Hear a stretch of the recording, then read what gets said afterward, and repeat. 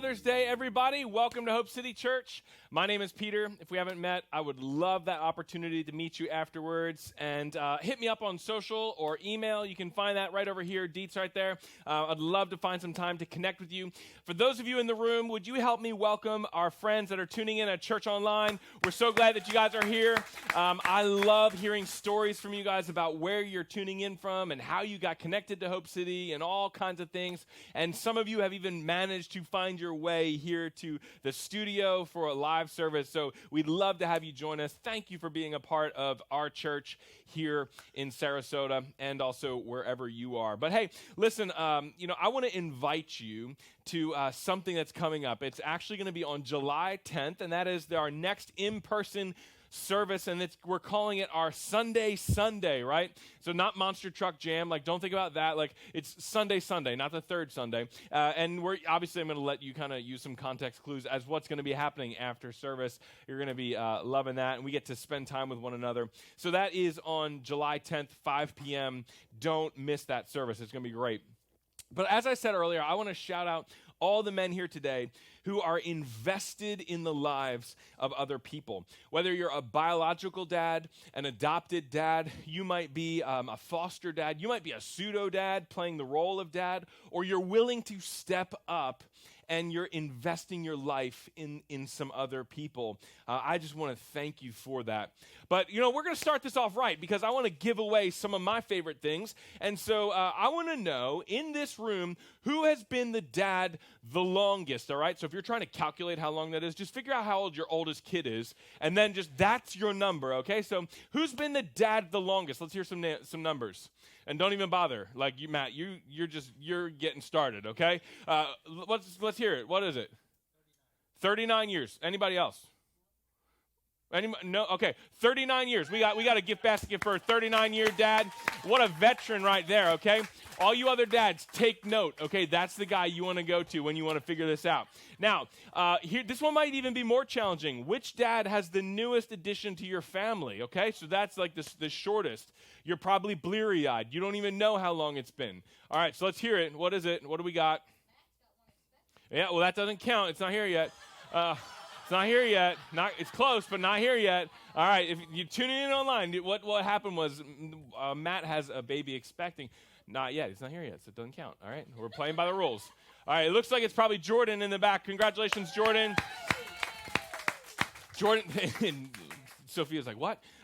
So what happened, right? Listen, we salute you, men in every age and stage of the game. Thank you for being in the game, and thank you for staying in the game. In fact, everybody, every man that is here today, whether you have kids or not, we have a gift for you. It's just gonna be in the back. It's some seasoning. Dads, you spice up life and you make it even better. Did you see what I did there? Dad jokes for days, right? And pastor jokes. So man, my kids are in for pain for the rest of their life. But hey, listen to me. On September 25th, 2005, I entered into the dad game. And this is a picture of me. This was actually in 2007 when Grace came along. And you could say, this is the before, right? On February 26, 2007, Grace entered the world. On April 20th, 2011, my card got punched for the final time, and we welcomed Leah. As you can tell, I was young. I was, inexperienced. And this was, back in the day when you wore ties to church and you showed up like real men to church, and you had soul patches because this was the 2000s, and that's that little facial mullet that you had going off your lip mullet or whatever we would call that. But hey, let's fast forward. Here's a picture of, kind of how it's going now. Rocking it. Come on. You know it. We love to have fun as a family. This right here, I am so incredibly proud of my kids, and who they are, the mullet and all. Love them all. And I'm so grateful for Noah, Grace, and Leah.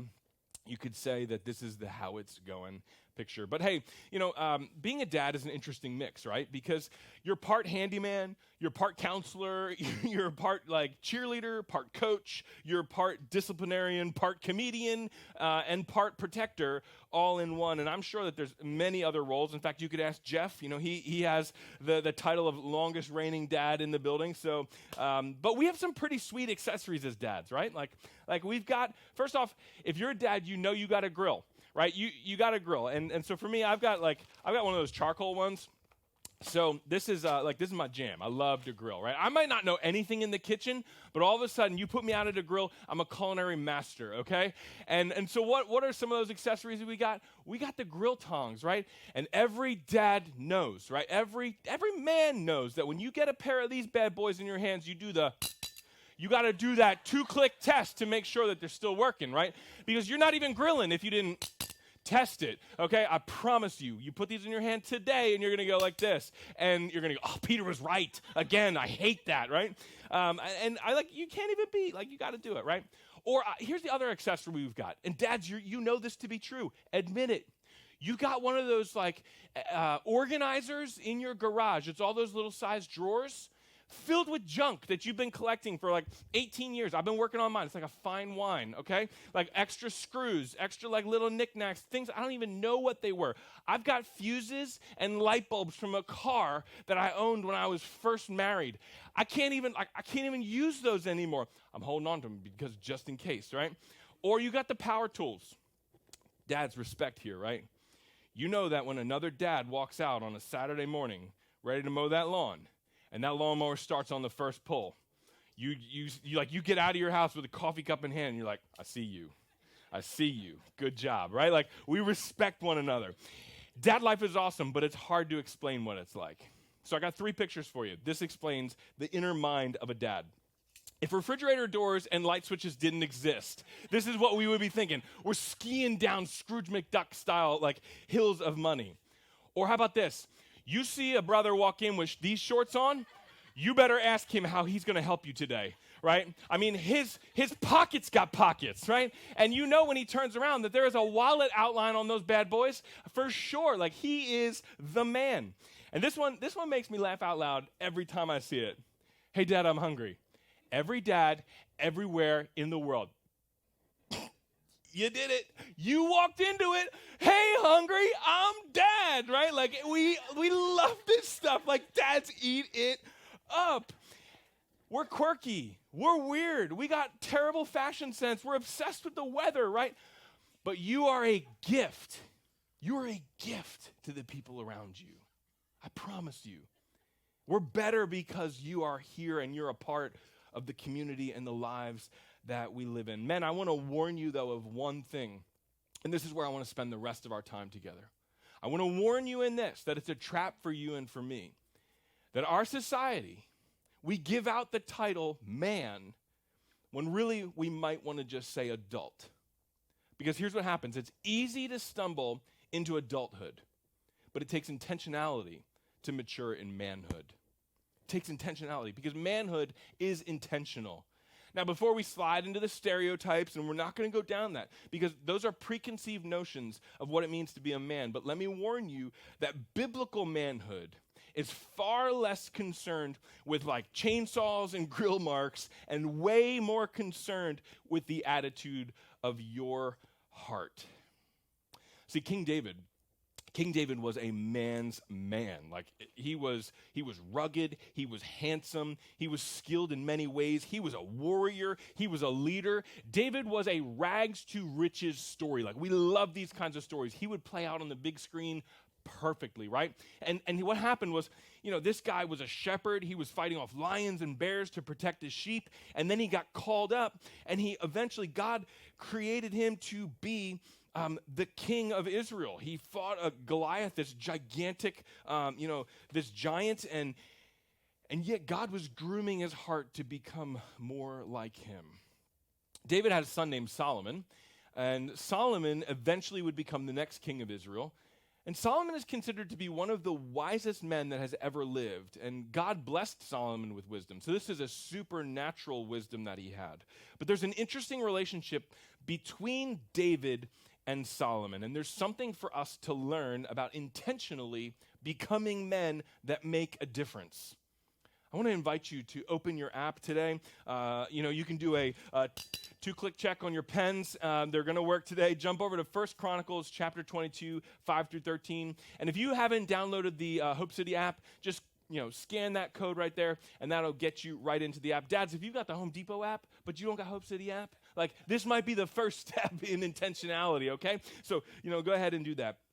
But 1 Chronicles 22, we see a conversation between a father and a son towards the end of David's life. I want you to look at this with me. It says in verse 5, it says, David said, "My son Solomon is young and inexperienced, and the house to be built for the Lord should be of great magnificence and fame and splendor in the sight of all the nations.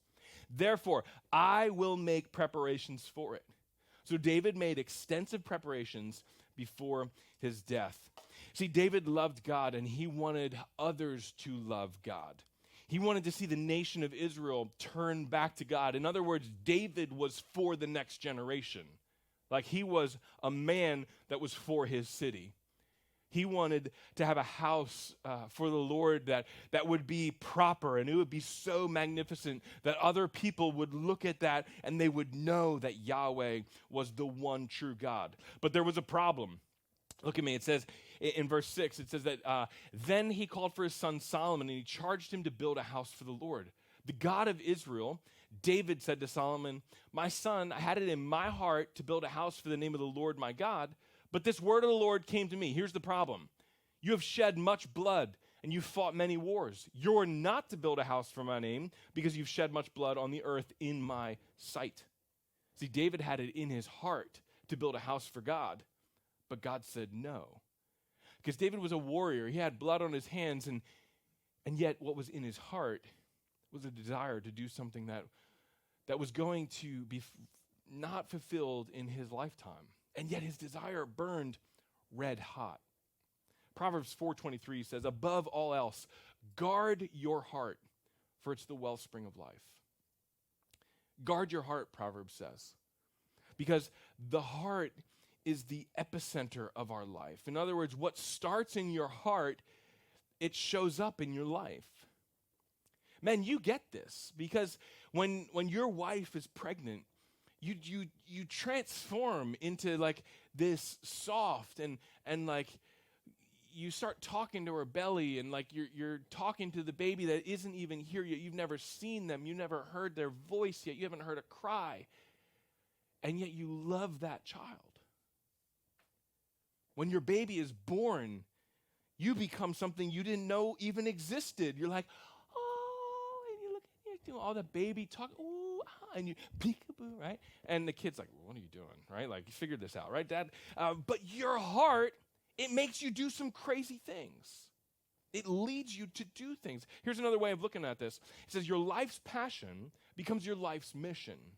And this can be both positive and negative. The things that your heart beats after, your life chases after. If it's money and ego, you're going to continually take the next promotion no matter what it costs you or your family. You'll do whatever it takes to build your kingdom. If it's chasing after the next thing, the next best thing, then you'll never truly be happy with what you have. There's always another model coming out, right? A special edition, a limited release. And when that's your heart, that's what your heart's after, your heart is never settled, and you will never learn to be content. David's heart was to build a house for the Lord. And he wanted to build the temple. And it became what his life was about. He used his influence, he used his resources to make sure that he left more than enough for his son Solomon to build the temple. In fact, he was going to do this more than anyone had ever seen before. You can read about all the materials that David prepared and gathered because he had it in his heart. Can I tell you about one of the couples out here at Hope City? They have had it in their heart. They've been at Hope City now for 4 or 5 years, and they've had it in their heart to do like King David. They wanted to physically provide for the house of the Lord. They had it in their heart to give above and beyond their normal giving, to establish a permanent home for Hope City Church. And when I've sat down, I've talked to them about, hey, why have they chosen to invest their resources in this project? They start talking about the vision of seeing kids run into church, of being for the next generation, of seeing a community gathered, worshiping God together and growing together. They imagine this future of this community that we call home and all that God could do in it. They have got it in their heart to build God's church. And it shows up in their life. So dads and moms, what's in your heart? What motivations are in your heart? And what are your hearts? What things do you have in there that start showing up in your life? Because God told David that he wasn't going to build the temple. But here is what's about to happen. In verse 9 it says, you will have a son who will be a man of peace and rest. And I'm going to give him rest from all his enemies on every side. His name will be Solomon, and I'll grant Israel peace and quiet during his reign. He is the one who will build a house for my name. He will be my son, and I will be his father. And I will establish the throne of his kingdom over Israel forever. God made it clear that Solomon was going to build the temple. This was going to happen. But not only that, God was going to grant him peace and quiet during his reign. And Israel experienced that. And this started out with a desire in David's heart. And God blessed that desire, that dream, and allowed Solomon to see it through. Sometimes, dads, what one generation holds in their heart, the next tend to hold in their hands. This isn't 100% because your kids have free will. And if you're a dad, sure, don't they have free will? Yeah, you better believe it. It means they can make their own decisions. But here's what we know to be true. Your values are caught more than they're taught. Let me show you something. Our house is a bunch of raving fans of Tampa Bay Lightning. I promise I won't talk about them ever again. But the other night, we had Pastor Skylar and Miranda over. We had them over for dinner, and this was during Game 4 of the Eastern Conference Finals against the Rangers. And so when the game came on, I quietly got up from the table, and I removed myself while they were still all sitting there, and I went over and sat on the couch and watched the game. I was dialed in. It was it. And you can ask them, when the Bolts scored, I got loud. It got real loud. But we weren't always like this. My kids have been watching. We haven't always been like that house. We've watched a ton of games together this season. We've gone to a few. And at their first game, I taught them how to be a Bolts fan. We get loud. We cheered, right? I can remember Leah looking at me when looking at my face when Patty Maroon got in a fight down in the corner. He's down in the corner, gloves are off, and he's fighting, defending his goalie. And she's like, Dad, everybody else is freaking out. And she's like, am I allowed to cheer for this? And here I'm like, yeah, get him. I'm like, yeah, wreck him. Come on, let's go, right? And she's like, yeah, okay, God. And she gets in and she's like, ah, right? And we get loud for hockey in my house. We do. Unashamedly. They learned that. But do you know what else we do in our house? We serve. And I'm telling you this, we don't have a rule. We don't have a plaque in our house that says this. It's not hanging on the wall. We don't log hours. But our kids have watched as we have made the decision to serve our community. Our kids have come to church early, their entire life, and they've watched mom and dad as we served the local church for years. And now, when there's a family fun day or day for hope, my kids are like, hey, can we go? Because they learned that. When they hear about it, they want to sign up. We never sat them down to teach them. They just watched as we got up and served. And your kids are watching you. Your kids are developing their values based on what they see in you and what you value. See, we need to understand something about David and Solomon. This can't be the first time that Solomon's ever heard about the temple. He becomes king and he's like, oh, wait, what? I'm supposed to build this?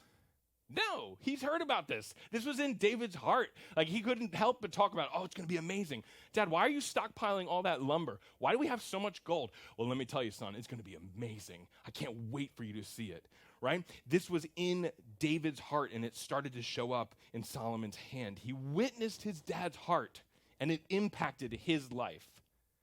I wonder what your kids would pick up from your heart. Like, what things would they hold in their hands that started in your heart? What a challenging thought. Like, if you actually were to think about that,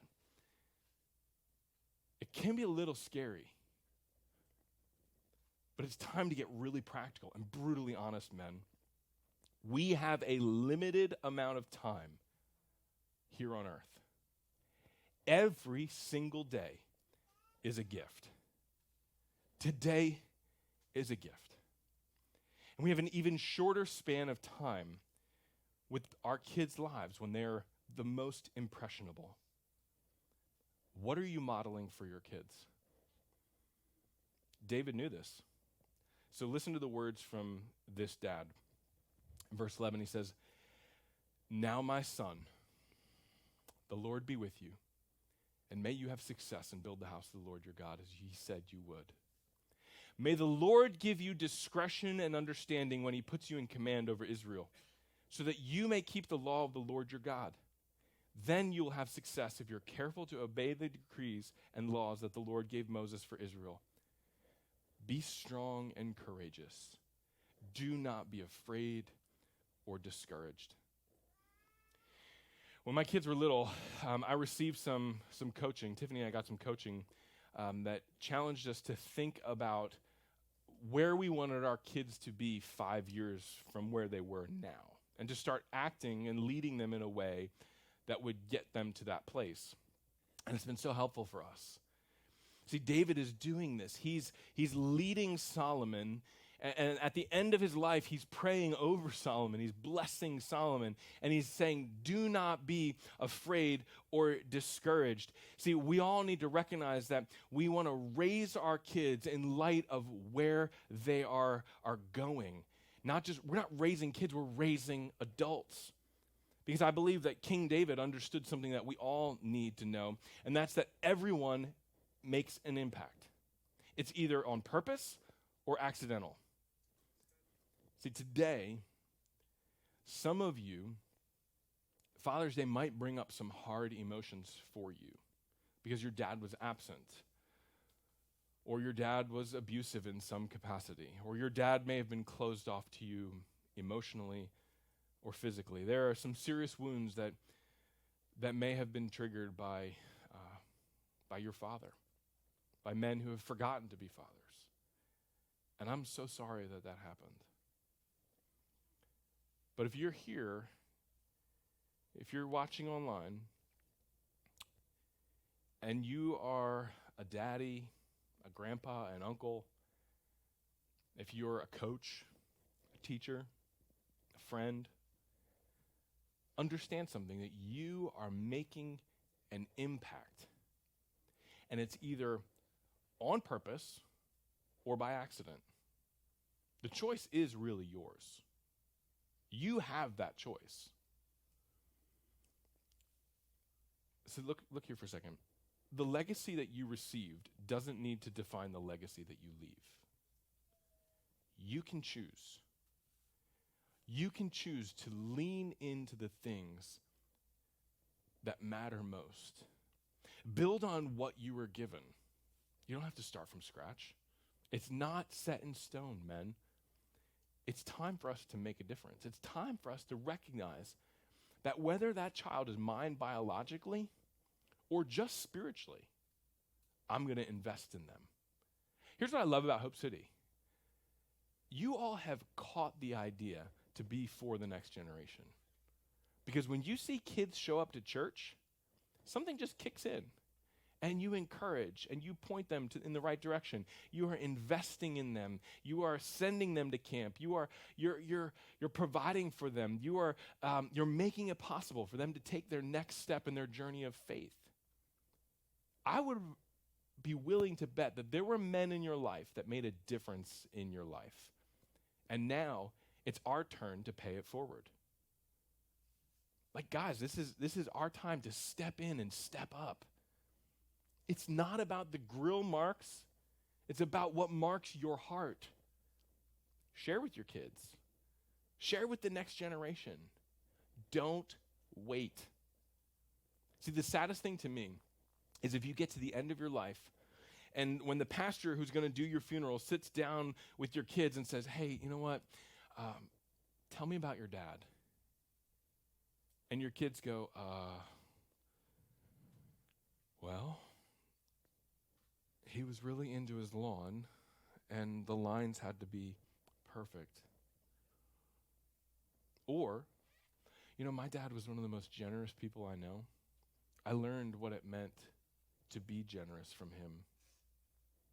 Or, well, listen, my dad made his quarterly goals for the 19 years in running, longest in his company. Or, my dad was actually hardworking while at the same time he was really present when he got home. I watched as he would set his keys and wallet down, and he would leave business with the wallet and keys. He'd get down on the ground with me, and he would play with me. My dad, we'd go out after a long day of work, and now I know what it means to be a pastor. I know what he experienced in the day's work and how tired he would be. And he'd say, hey, bud, you want to go out and throw the ball? You want to go play wiffle ball? We lived in New York City. We had a long driveway. I either hit the house there or the house here, or it was a home run. There's only options, right? And we would play wiffle ball in the yard. Or we'd go on bike rides. Or we would, I can remember that. I can remember the difference that my dad made. And I want to encourage you as men, not just dads, but as men, that when we say that we're for the next generation, that we're for the one, and then of course that we're for Sarasota, that you recognize it starts with you. It starts with you. Lead the charge. Step up and step in. Get in it. And if you want to be a man that makes a difference, here's how we're going to do it. Just like these tongs, right? Like there's two arms to these tongs, 2 clicks. When it's implemented right, these 2 things can do a lot. But if you do these things from now on, watch as your life makes a difference. Just watch as the ripple effects of your lives play out. And the first thing is this: you want to lay a foundation that they can build on. You remember what David said to Solomon? He said, my son Solomon, you're young and experienced, but don't worry. I will make preparations for it. He's laying a foundation. My job as a dad is to prepare my kids for what God has prepared for them to the best of my ability. Think about a foundation, right? You cannot build like an office building on a foundation of a shed. It's not going to happen. The footprint of what is built starts with the foundation. As parents, our challenge is to lay a foundation that's strong and sturdy for your kids to build their lives up off of. So let's get practical. What would that look like this summer for you? What if you committed to praying with your kids? Just, praying with them throughout the summer. Nothing crazy, but praying together, with what's on their hearts. What if you committed to getting them to your teenager, to Hope City Youth, every opportunity that you had? Or what if you chose to read a devotional or a passage of scripture together and watch as your kids learn what it means to follow Jesus in their own lives as you follow and as you lead them towards Jesus? Second thing, the second arm of those tongs is this. It's basic, and you know this, and you know I'm going to say it, but I'm going to remind you because reminders are important. Set an example. Set an example. Don't you think it's like ironic that the things that bother us most about our kids are when we see our worst qualities in our kids? And it's like kids do what they see their parents doing. I'm just going to say it again, right? So set an example. Be the person that you want them to be in all aspects of their life. You cannot lead people where you have not been or are not willing to go. Lean in and lead. With your spouse, your kids are learning what it means to have a healthy marriage. In our house, my kids know that Thursday is date night. Like when we're not out on a Thursday night, they're like, something wrong? Did you get in a fight? Like what's happening, right? Like they know our kids are always watching. They watch how you treat the waiter. They watch how you treat your neighbor. And they watch how you treat the people at Detweilers that you run into. Set an example that your kids will build their life off of. Men, I want you to hear me say this. I'm proud of you. I believe in you. And I think that we have the greatest opportunity in life. Like, this is great. You're not a perfect dad. Believe me, none of us are. We're not. And you won't ever nail it. But we're going to take steps towards it. Because your hard work will pay off. Your marriage is worth it. Your kids are worth it. The days are long, but the years are short. So let's encourage each other to lay a foundation and to set an example. Hope City Church believes in you, and our Heavenly Father is leading you. And that's all you need. Can I pray for you? God, I thank you for the ways that you are molding us and shaping us, and the ways that you have been so faithful to us. And God, I pray that we would lean in and we would, God, we would be men that make a difference. Not only in our own families and our own marriages, but God, in our friendships and our relationships, that the trickle-down effect would go wide throughout our community. God, I pray that, God, you would raise up a generation that's leading a generation to point them to Jesus. God, I pray that it starts here, it starts with us, it starts in me, that it starts in the men in this room. That, God, we would see those people around us that we can influence and point to the hope of Jesus. We love you, and it's in Jesus' name we pray. Amen.